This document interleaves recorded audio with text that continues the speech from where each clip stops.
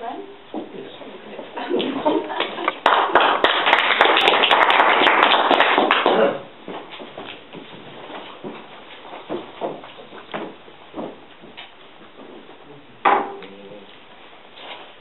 Coming from a small village in the northeast of Scotland, I'm familiar with life in a rural community.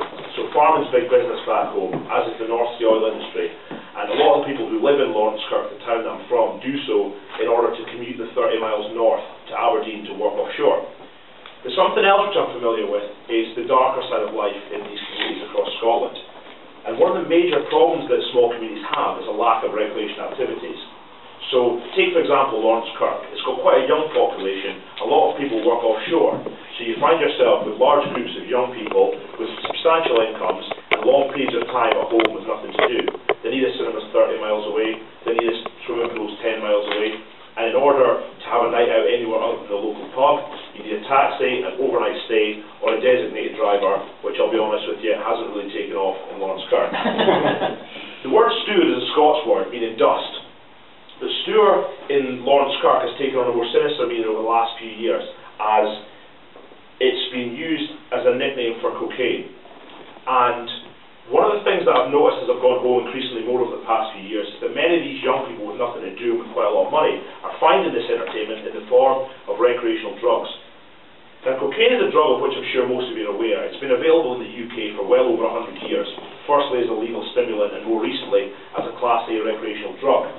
And when Colombia legalised the ownership or the holding of small quantities of cocaine for personal use back in 1994, it led to an increase in the crops of that drug, and the crops of the plants used to create that drug, which led to an increase in the drug, which led to a reduction in cost. When you couple that with the increased harvests of the same plants over the last 10 years, every year there's been a bumper harvest for about that period in South America, it's led to a massive decrease in the cost, which has led to the drug moving from, in the UK, a drug recognised as being taken by celebrities, film stars, rock stars, and people on high incomes, to now being a drug that's available to almost anyone who wants it. At the moment, 1 in 10 teenagers aged 16 and above in Scotland consider themselves to be regular users of cocaine. And this is a problem in Scotland. Cocaine usage is certainly a problem. But that's not what I'm here to talk to you about today. Cocaine is a drug you're all familiar with, but there's another drug which is becoming increasingly a problem, which you may not be familiar with, and that drug is mephedrone.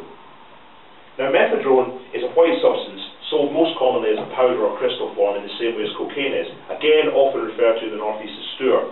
And users say that it has a similar effect to a cross between cocaine and MDMA or ecstasy, with an almost instant relaxing high, yet a kind of sort of stimulated feel. Its nickname is meth, but it's also known as bubbles or plant food, and with good reason. Mephedrone is created in Chinese laboratories and imported legally into the UK to be sold as plant food.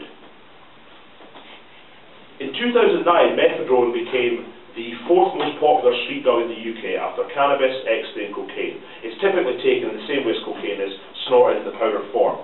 And there are several reasons for this current popularity. The first is the fact that it's sold as the pure substance. So when you contrast that with something like cocaine or ecstasy, where the pure drug is often cut with either inactive substances or often substances that are more dangerous than the original drug itself, you can understand why people would want to buy a substance that they know is pure when they get hold of it. But the second and most important reason why it's increasing popularity so much is the fact that it's legal. It means you don't need to access a drug dealer to get hold of it, and it also means that if you're caught in possession of it, you don't find yourself in the same trouble. If you're caught with a Class A drug such as cocaine or potentially heroin, you're talking about 7 years as a potential sentence. With Class B drugs like amphetamines, you're still talking about 5 years. But with something like this, there's no danger to yourself for being put away in jail, and there's also no danger from the point of view of loss of reputation and potentially of career. The stimulant is described as being 2 chemical tweaks away from MDMA, the drug which is prevalent in ecstasy, and crystal meth, which is a drug that's known as not only extremely addictive, but also extremely dangerous.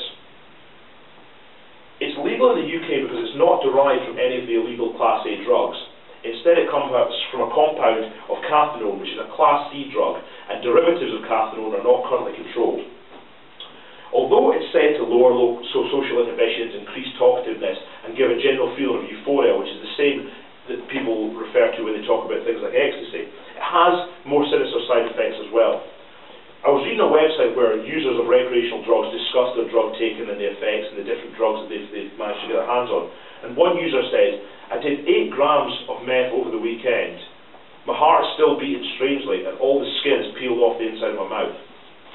In December last year, an 18-year-old student in Sweden died reportedly as a result of taking methadone, and the Swedish authorities were very quick to outlaw the drug in the same way as Denmark, Finland and also Israel had already done. The real concern which I have with methadone is that since it's a relatively new player on the recreational drugs market, experts have no information on the toxicity or the long-term effects of the drug as they do with drugs which have been in circulation for longer. Now, all recreational drug users are taking their lives in their own hand whenever they take these drugs, as I'm sure you can appreciate. But with a drug like cocaine, which has been used for a long time, if the supply you have is relatively pure, you have some understanding of the potential dangers. With a drug which is unresearched like methadone, you don't have that luxury. Over the coming months, I would expect to hear more and more in the UK media about methadone as its increase on the street as its usage on the street increases and as UK government struggles to stem its use.